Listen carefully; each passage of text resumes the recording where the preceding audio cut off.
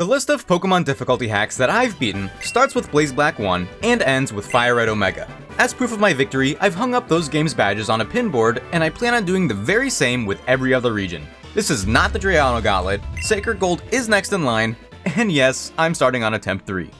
We have history. I don't plan on sweating this challenge too much. These games aren't the most difficult in the modern day, and I can recognize that. So to up the ante, I won't be using damage calcs. Choosing my starter might help too, so instead I'll be basing it off of the last digit of the trainer ID. Alright, Totodile run. Unfortunately, it looks like Song is missing out on Guts this time, but that's fine, we don't need it anyways. I am way less inclined to use him though. Joining Song will be Eevee, who might as well be my real starter, a Guts Rattata that's pretty common, Beedrill who's great against early route trainers, Magikarp will be a Gyarados, and the Mareep Egg is a must get in this game.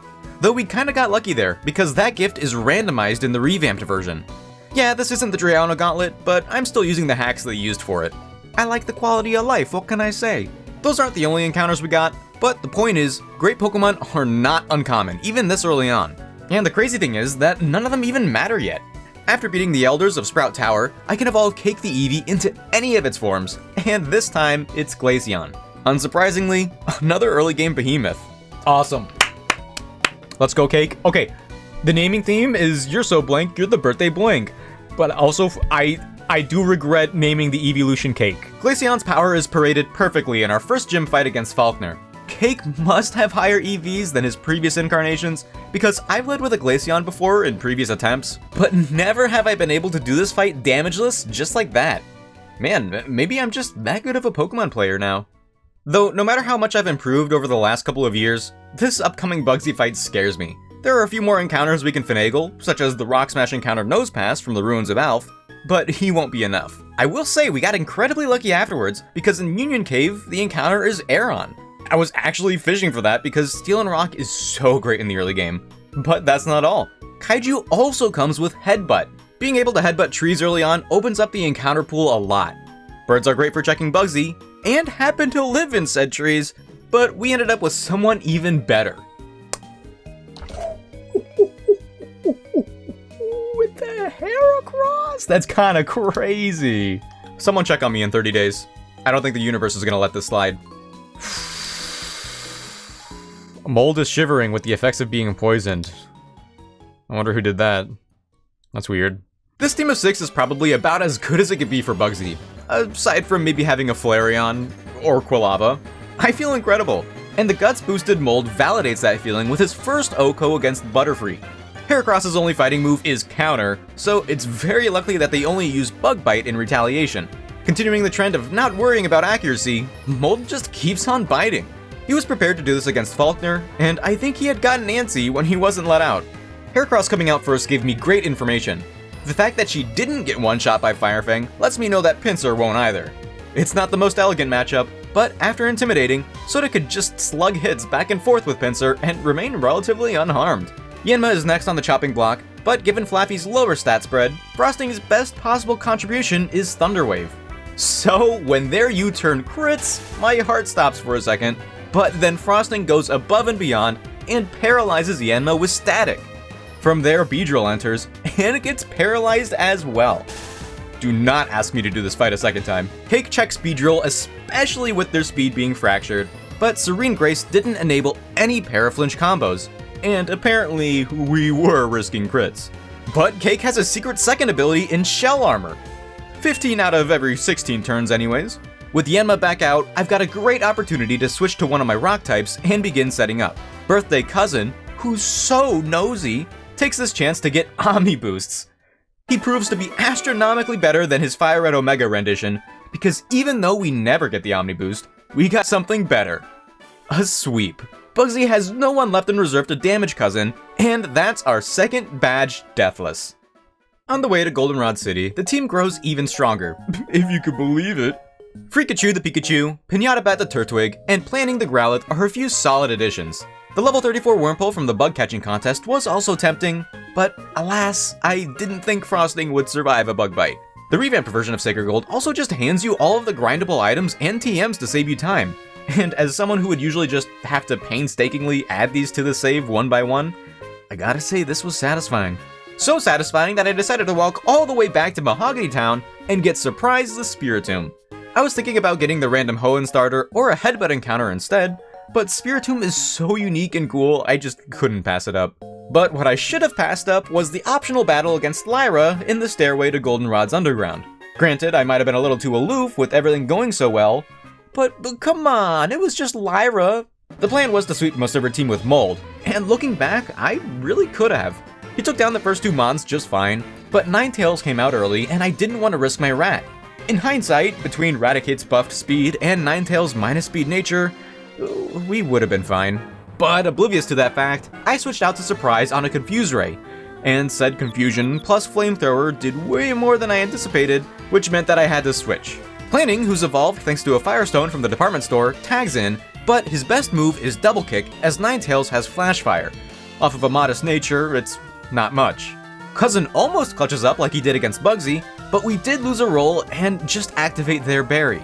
Confetti, the Crobat I got from Slowpoke Well, should be able to clean up with Wing Attack, but as far as I could tell, it was another roll. This one leaves us even worse off though, because not only did their Flamethrower burn us, but apparently Lyra has a healing item. Not looking good. Planning returns only to take massive damage and hurt himself in confusion, and now, due to my aloofness, the team looks like this. Also, some of the chat is there. We've managed to get this far with 0 deaths, and while I could guarantee escape with a sacrifice, I don't think I need one. Nose Pass? No, that's only a Fire Red Omega thing. That's not a Sacred Gold thing. We don't sacrifice. Spiritomb? Oh, but I just got him! Dude, honestly, I'm going to Freakachu. They were going for Ominous Wind. Okay. Hear me out. Charge, then Thunderbolt. We're faster by a mile. Special defense raise. They use Flamethrower, but we handily live. And then we Thunderbolt. And then if that's not enough, then we live the next one. Clean as day. What did I tell you? What did I tell you? Easiest decision of my life. This is why I don't always listen to you guys. Heuristic Crit? This was calculated in my cerebellum. Oh yeah, there's more. Hold on, you guys aren't ready for this crazy play. Drats.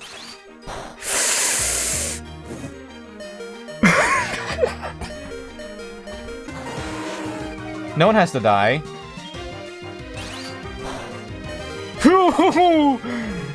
Check this out. Dude, riskless fight. Oh. So, what's your over-under for Whitney? Believe it or not, I'm actually pretty kitted up here, with no small part from the birthday boys. Just like Mold, she's been boosted by her Guts ability, and I thought she'd bait Wigglytuff to come out after Lickitung went down, but instead, Lopunny came out. Wigglytuff has Psychic, and I knew we would be able to OHKO it, however, Lopunny is a little different. So different that she has 0 attacks to hurt Surprise. He's holding the Zoom Lens, which boosts the accuracy of Hypnosis up from 70 to 84%. So even though they switch, we gain the upper hand. With Wigglytuff out and asleep, Boys re-enters and Brick Breaks her as originally planned. And then Lopunny returns. Oh, it's because it has Agility, and that's a Psychic type attack. Right. Well, this process is very repeatable, and is used to take out Clefable too. Neat! I really wanted to pull off the same strat when Miltank entered, but her Lumberry undid the first Hypnosis, and Scrappy enabled Body Slam to hit my Ghost type with a very potent Paralysis for good measure. That's perfectly fine because we have Soda to intimidate the Bossmon, and also Planning to do the exact same thing. I thought this was going to leave them stuck in Rollout, but Miltank just keeps going for the Body Slam. Okay, you know what I'm going to do? I'm going to Leer, because I don't think she's switching out of Miltank. Oh! Anyways, thanks to my completely riskless strategies, Kaiju can finally fight after all. She didn't find her opening against Bugsy, but she's got one now. There's absolutely nothing Whitney can do to hurt us, and even though they have Milk Drink to potentially outlive Kaiju, we've come with a buffed Rock Smash that does its job flawlessly. Kaiju carry, Whitney's Lopunny and Stantler are all that remain, so even though Surprise is paralyzed and very susceptible to our opponent's feminine charm, they have nothing that can hurt my cursed Keystone. It's only a trial of patience at this point, and eventually, Surprise hits all of the moves he needs to win us yet another deathless gym badge. Now, that was a pretty great performance if I say so myself. But do you know what else is riskless without any deaths? Well, liking and subscribing are pretty great options. I'd also highly recommend hyping the video if you're on mobile. It helps me out a lot. Not doing that would actually be pretty riskful. Morty awaits us in Ekritique, and while normally we would have most of the region open up to us by now, Sacred Gold blocks both exits, meaning the only encounters are Mightyena and Magby. Maybe this time things will be different. I mean, really, there isn't much to do. I'm even able to rank every single mecha evolution factually and correctly and humbly, and still remain on pace. To be fair though, Sacred Gold's Morty is known to be pretty easy. Lots of first stages at this point of the game, and even if they were evolved, Mold would have been perfectly fine. Guts boosted Crunch hasn't aged a day, unlike Mold, and along with the priority Sucker Punch to handle Gengar, my Mold solos most of the gym. Planning had to help towards the end. Sure, maybe it isn't very original, but I'm playing a 14-year-old ROM hack. What do you want from me? Following the first relaxing boss fight of the run is about 2 hours of me running back and forth across Johto because it's a new day and I hadn't planned anything ahead. Go back to Mahogany Town for quick balls. Oops, they're in Olivine. Get ready to start surfing. Oops, forgot to pick up surf. Obtain the good rod and start fishing. Oops, it would be optimal to start fishing in Newbark Town. Run up to Chuck for the next badge. Oops, I forgot to do the lighthouse quest. Hey, I got some cool new encounters to evolve. Oops, forgot to buy the evolution stones in Goldenrod. Not my finest evening. Speaking of encounters, there are quite a few to note. First of all, I did run into Entei, and I really almost caught it. It was close. I also tried to get a Chinchou with the good rod, but in the locations where I could get one, I accidentally used the old rod instead. Oops. On the bright side, I did fish up a Staryu, which I hear is one of the best Pokemon in the game. Yeah, right. I'll be the judge of that. Just like Lyra, it's optional, but I was hyped up by chat to fight Yusin while in Cyanwood City as well. And with the power of Mold, I might as well, right? Hey, we still have Crunch, let's go. Close, that was close, that was a close one. Huh? Okay, we're getting unpunished. Hypno has Focus Blast, by the way. The Electrode was also pretty annoying to play around, considering its ability to explode, and its affinity to land Screech all the time. But I had a few ground types, including Pinata Bat, to easily play around it. The Pokemon calling for help. Oh!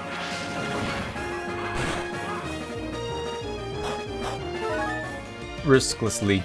Besides that, planning ahead turned the Jumpluff into fodder, and similarly to the start of the battle, Mold closed it out. I would go for Sucker Punch, but I feel like they could go for Double Team again. Let's Crunch. Mold never fold, let's go! Huh?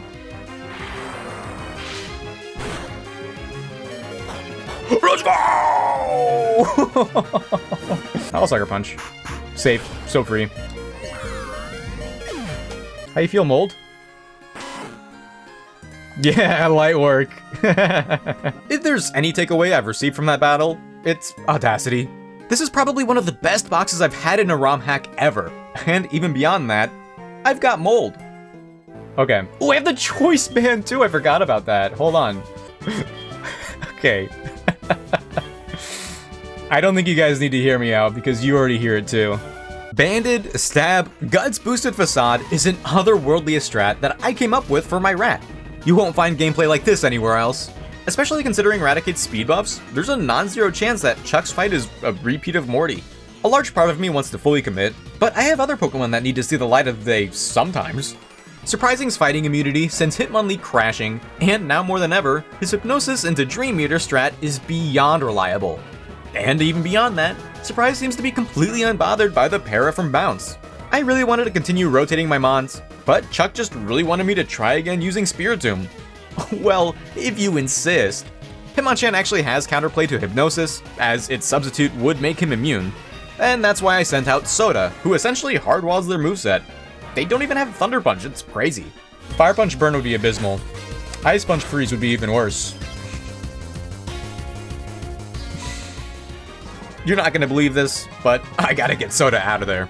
Oh well, if you really insist, Chuck, I can bring back Surprise. For some reason, Hitmonchan refuses to set up his sub again, so once we land Hypnosis, we're in the clear. Admittedly, the two remaining Pokemon are some of Chuck's scariest, but again, I've got some of the best Pokemon in the game on rotation. Poliwrath lacks any and all moves to hit Birthday Plan or the Starmie, so they have a pretty great opportunity to showcase why they're top tier. Last is Breloom, and while I do believe in Planner, I inevitably just switched to Confetti. He may be the only fully evolved poison flying Pokemon in 9-ish generations, but that's probably because it doesn't get any better than this. Up until now, not counting a couple close calls, things have been going uncharacteristically well for me. Having no deaths so far, getting insane encounters, it's all great. But that is what makes the next sequence all the more devastating.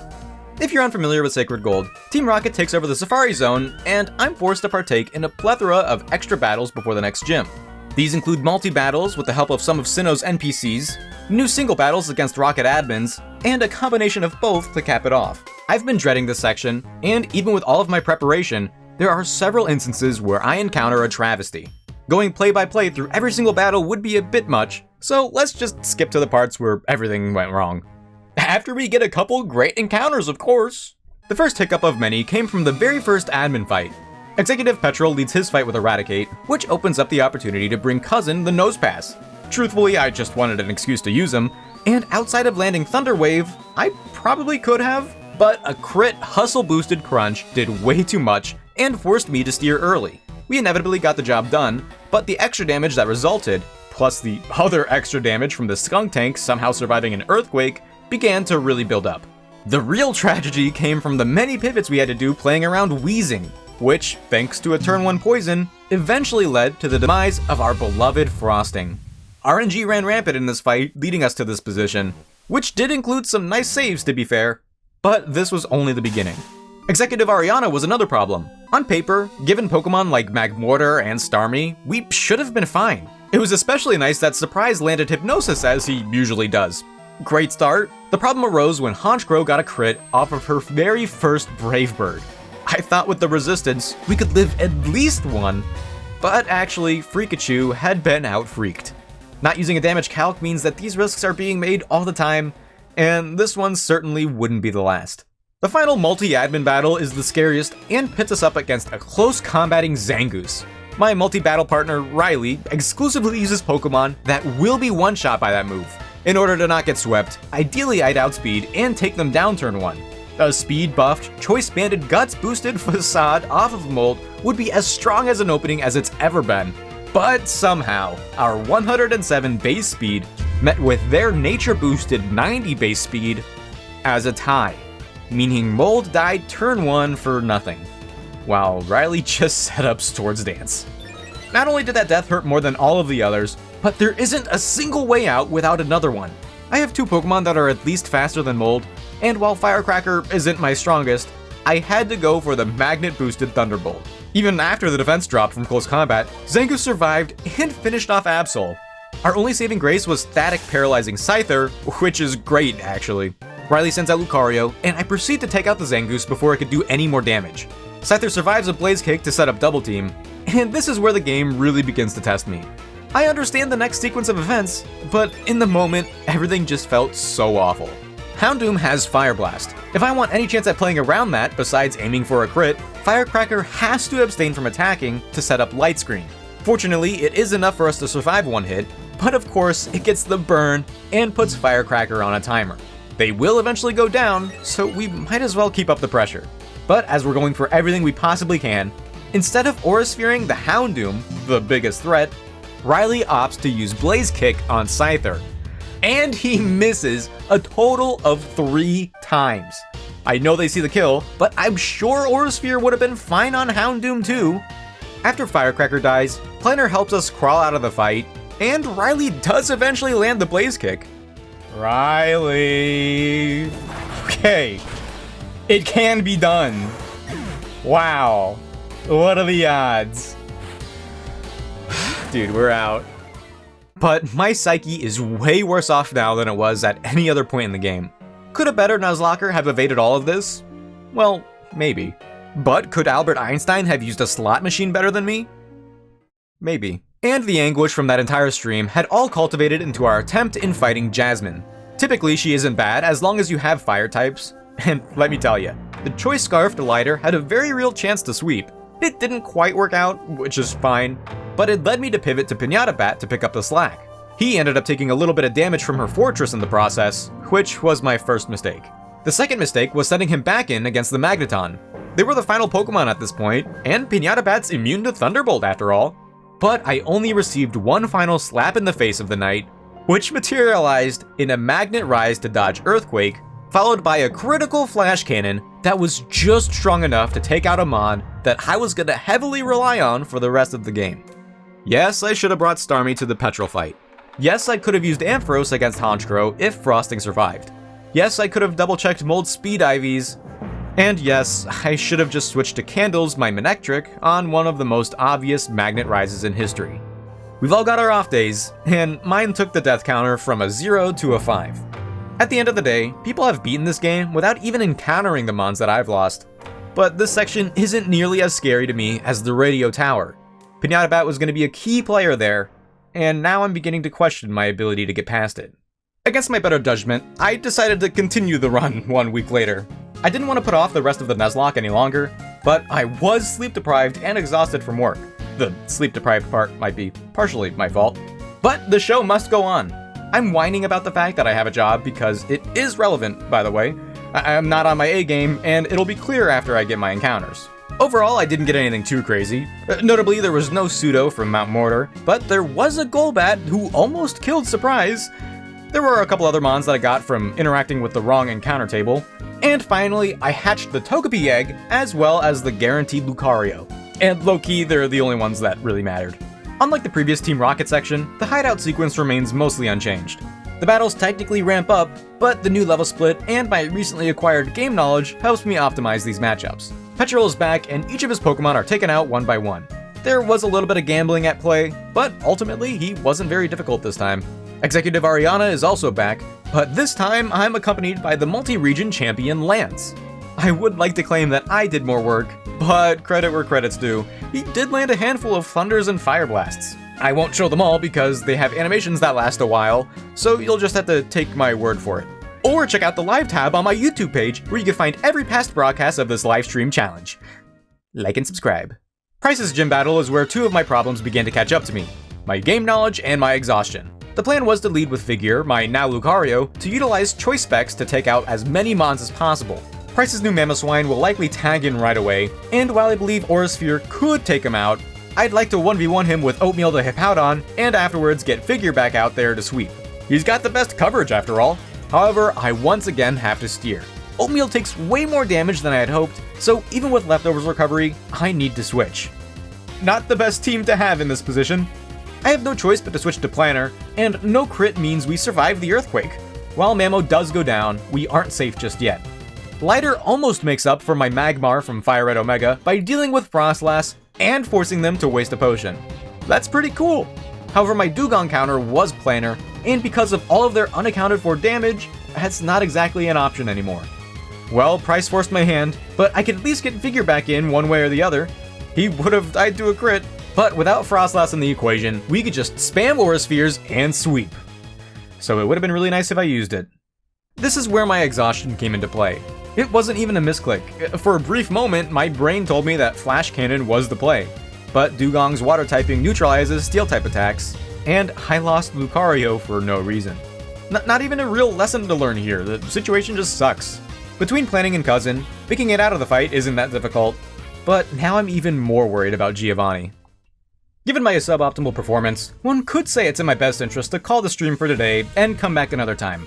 Part of me really wanted to, but I did put Giovanni in the title and thumbnail of that day's stream, so I stuck true to my word.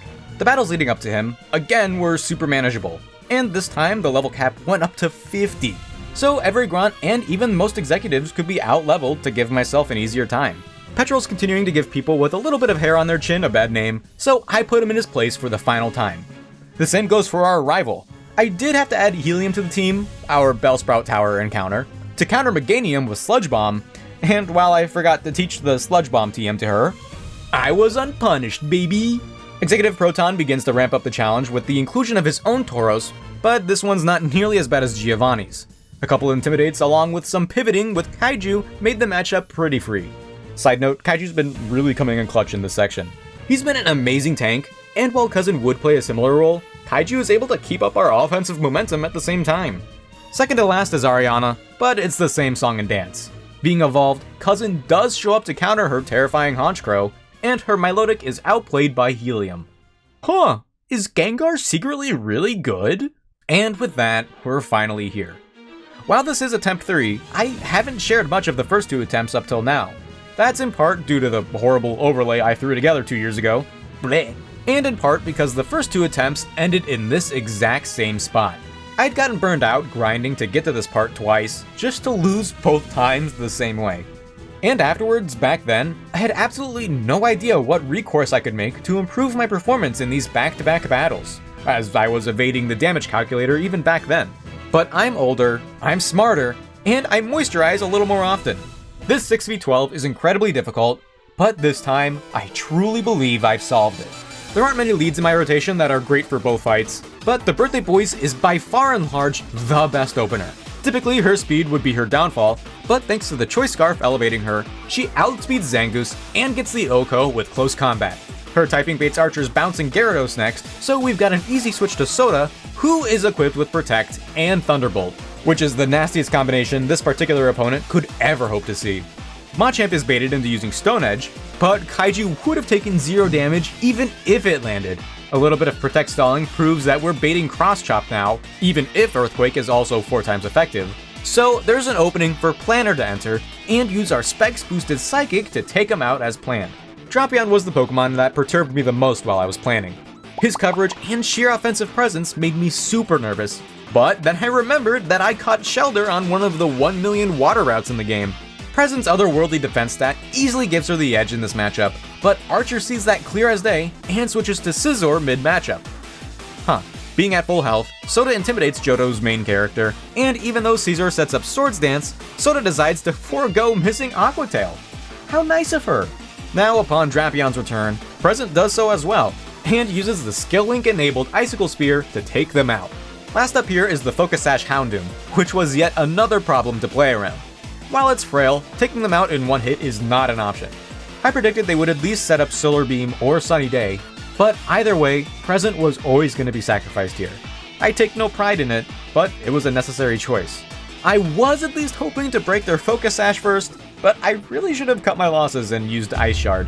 It turned out Present was in range of the Fire Blast since her special defense is so bad, so now I need to evade any and all punishment. Confetti luckily outspeeds Houndoom and breaks their Sash with the U-turn.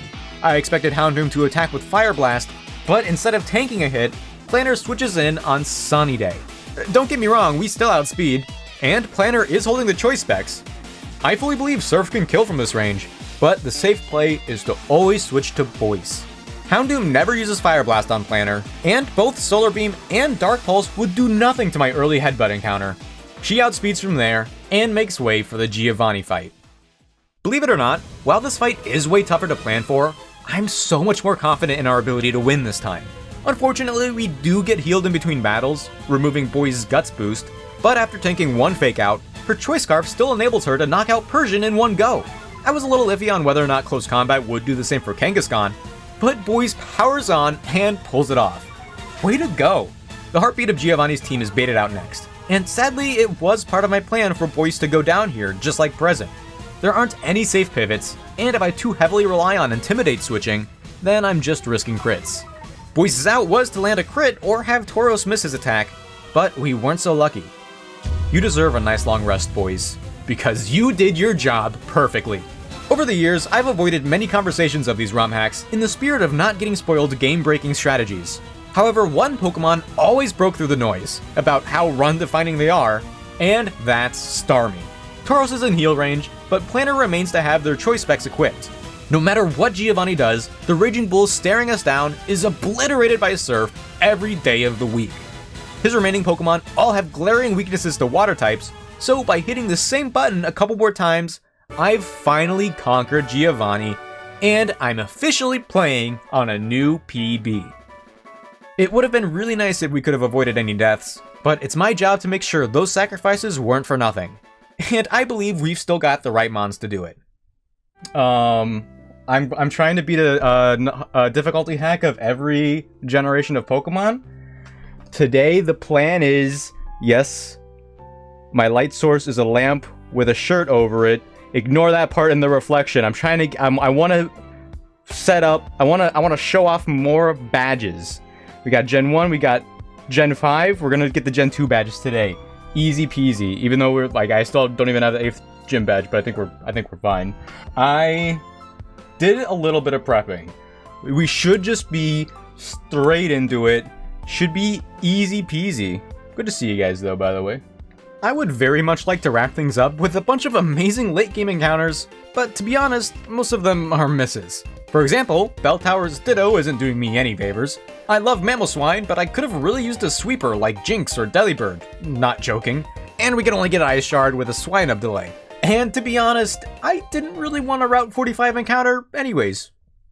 You again, huh? I had been holding on to Birthday Cake from the start of the run in hopes that he'd replicate his Faulkner success against Clair. Unfortunately, while planning it out, I realized we would be risking a lot of RNG and potentially run into some deaths. Potentially from Salamence Fire Blast to be specific. So instead, I lead with Planner as the most reliable option. I really don't think I can handle my starter dying. Wait, wasn't there another one? Again, I knew Starmie was a top 3 pick in this game, but I didn't think they'd also bait the Switch AI in such a convenient way.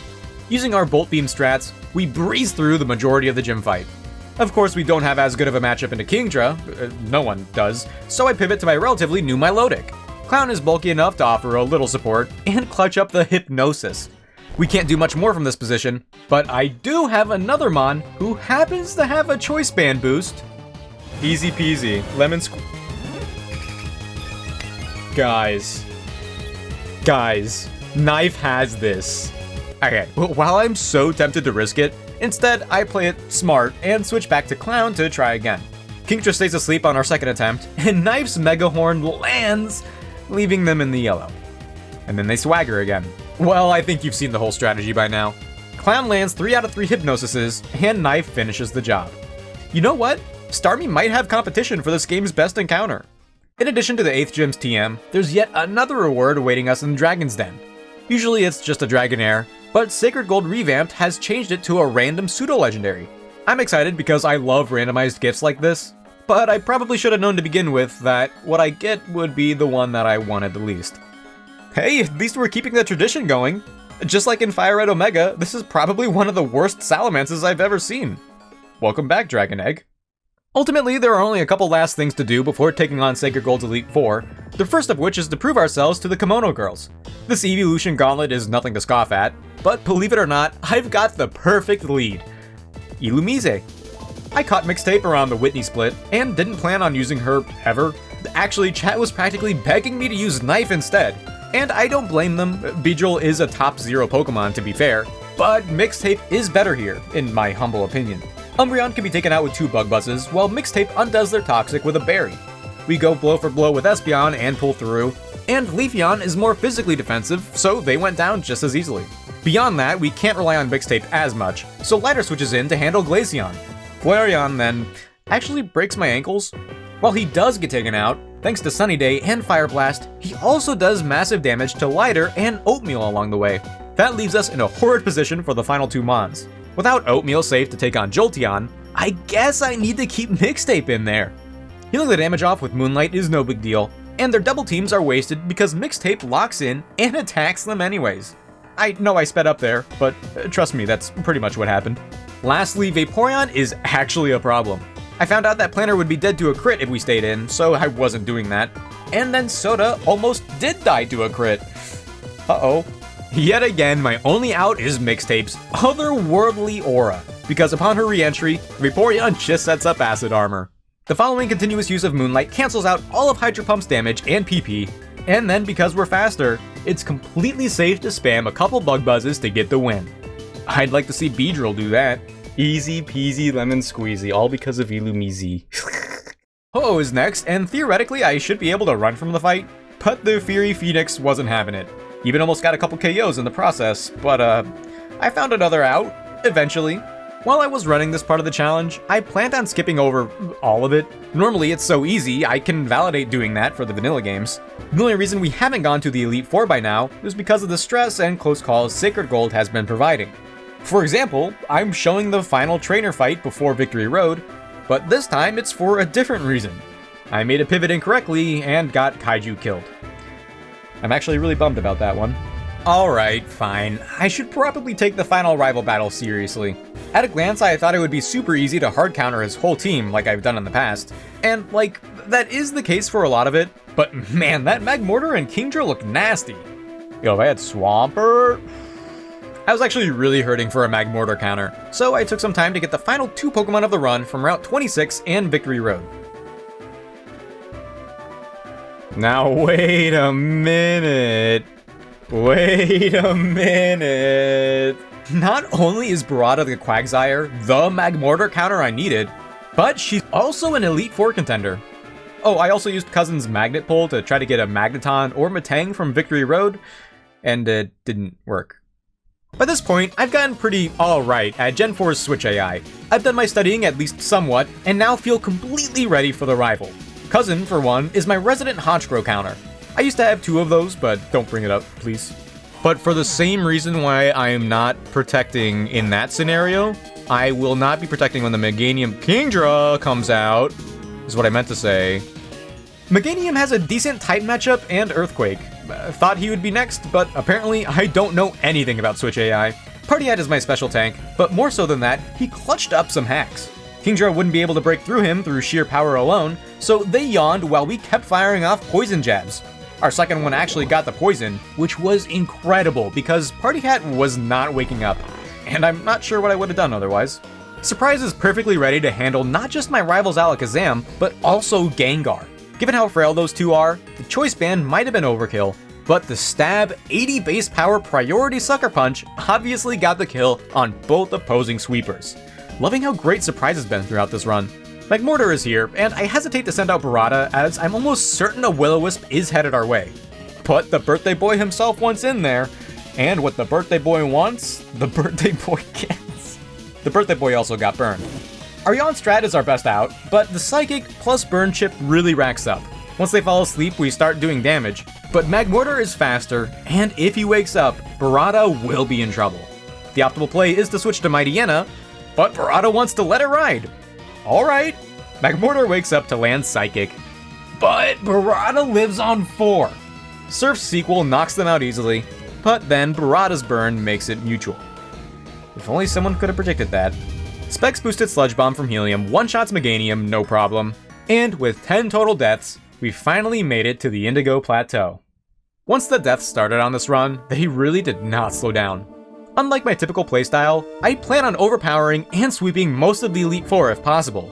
However, if we do continue this trend of Pokemon dying for reasons with various levels of validity, we will be in trouble. Faster paced battles don't have as much leeway, and are way easier to pull off with damage calcs. I still believe I should be able to make this work, as I've kept some of the game's best Pokemon alive to this point.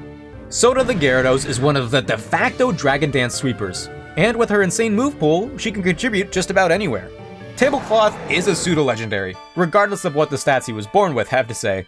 Intimidate and good coverage are really hard to pass up. Helium is yet another sweeper that I believe can put in work. The only thing that worries me is that she has almost minimum speed, but hey, she's still a Gengar. Cousin was mostly of a jokemon at the start, but ever since the Bugsy sweep, I knew I had to keep him alive. I considered bringing Surprise as our resident tank instead, but Cousin's typing and utility seemed to fit way more for this gauntlet. Funfetti hasn't gotten much time to shine, or any, really, but she's got great backup utility, and having another mon immune to Earthquake never hurts either. And lastly, Planner is practically a box art legendary. I wasn't exactly trying to encounter them early on, but I'm doing this calculus, and Starmie isn't boring to me yet, so I have no qualms. Modest, by the way. Soda is really good into Bruno. I considered sweeping with Choice Spec Psychic, but Bruno's lead Hitmontop is the perfect Pokemon to set up on. After turn 1, Soda can only be damaged by a high jump kick, which obviously isn't very threatening to us to begin with.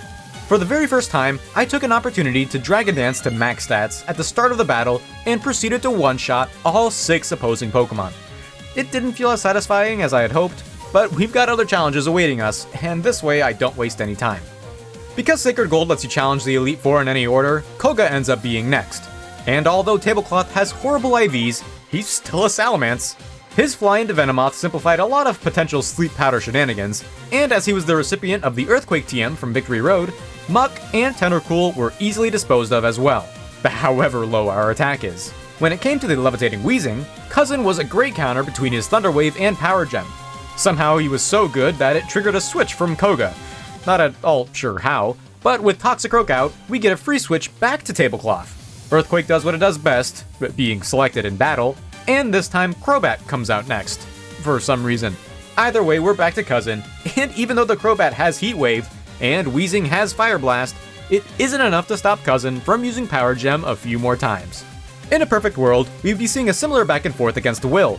His psychic types, whether speedy or bulky, should all be devastated to be on the receiving end of a Choice Specs Shadow Ball from Helium. Of course, his poor speed IVs and negative speed nature could inhibit that plan, and in fact, it does. Jinx has a base 95 speed to check Gengar's 110, but they have max IVs and a plus speed nature. It was an unfortunate attempt, but worth the shot, I think. But even more unfortunately, I jumped into this fight way too quickly, and forgot a couple things. Soda was the backup plan, which is why I wasn't very worried to risk Helium, but I was supposed to teach him Strength, which is a rock-type move in this game. Waterfall won't do anything because of Jinx's Dry Skin, and even after a Dragon Dance, Ice Fang is out-damaged by their Ice Beam. Also, we could miss or get crit. Am I gonna lose to Will?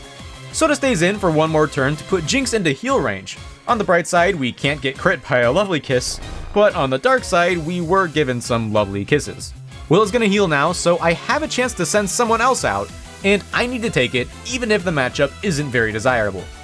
This ends up being Funfetti's first major battle, and if there's any hope in it not being her last, it lies in the Choice Scarf.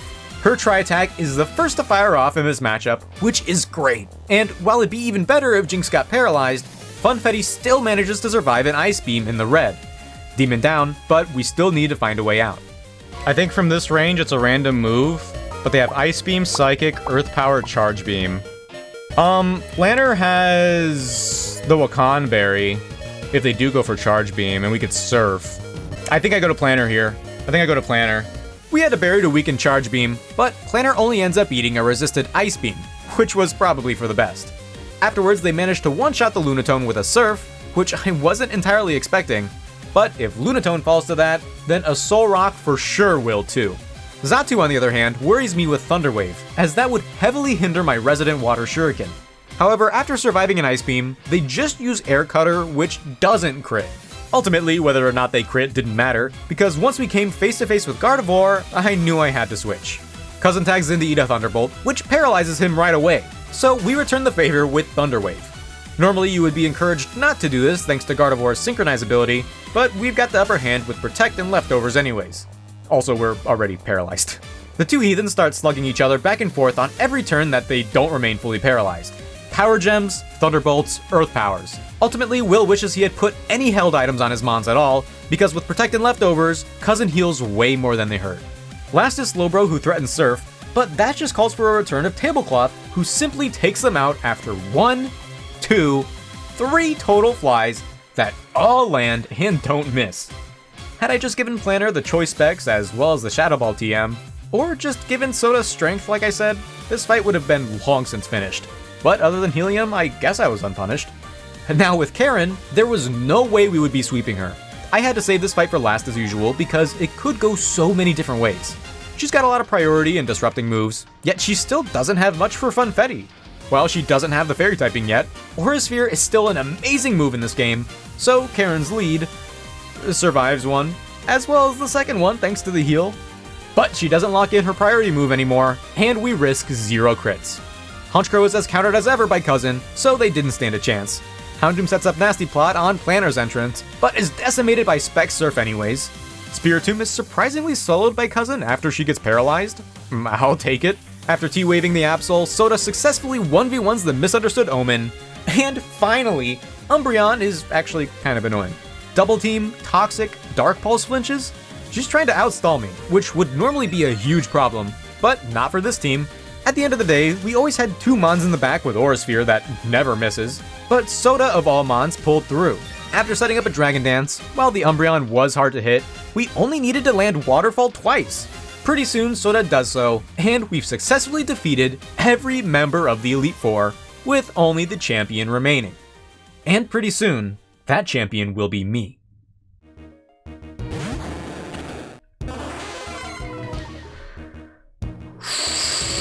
Best case scenario. This is the last Pokemon we need to use. We outspeed, obviously. Again, Gyarados has a minus special defense nature. Okay, yeah, we would have to have a pretty abysmal Starmie, I think, to not manage that. We are really lucky. We have really good IVs and really good nature. I don't think Aerodactyl sees the Stone Edge. Ooh, if they live and use Torment, that'll be bad. But I'm almost certain we outspeed because they are a minus speed nature. We do outspeed? Stab puts us over, right? Okay. Dragonite level 60. This is the one with Outrage, Wing Attack, Earthquake, Roost. Outrage is their best bet to us, but again, they're a plus speed nature. But Dragonite doesn't have the greatest speed. It's like the one stat that like really falters. We do outspeed? Okay. We just take him out. We just take him out. My non-binary baby. Although Dragonite, this one's also plus speed, but I'm pretty sure that doesn't fare any better for them. That's game. We outsped the ones I was worried about most. Garchomp doesn't have the speed of Aerodactyl. You should just go down too, right? Without anything like Yachi Berries or other secondary held items, the only held item on the team is Citrus Berry Dragonite. It's crazy that Will was the toughest fight of this whole thing. Watch Surf not kill now. It is plus special defense nature. Hold on. Swords Dance. But now they're going to be in a heal loop. Lance has 4 full restores. That's it. The most boring champion fight. I think Will made up for it, to be honest. Again, like, I want to avoid boring finales. But honestly, this just feels good. Because the game wasn't boring leading up to this, you know? And, you know what? This probably isn't going to happen again. In it, like any of the other ROM hacks, as far as I can tell. So I'm going to enjoy this while I can. Let's go! By the way, just like that, Sacred Gold is done. And while I had considered doing its postgame as well, I'm gonna move on for now. Not sure I could justify the time it would take to beat, nor make the video. Speaking of, this video won't be going on for much longer, so thanks for watching. Especially if you've made it here to the end. And whichever game is next, I hope to see you there. If you want to keep up with all the stuff I'm doing, then be sure to leave a like and subscribe, as well as a hype if you're on mobile. It helps me out a whole lot, and keeps you in the loop for uploads and live streams. But for now, that's all I got. Thanks again so much for watching. I'll see you guys next time, and have a good one.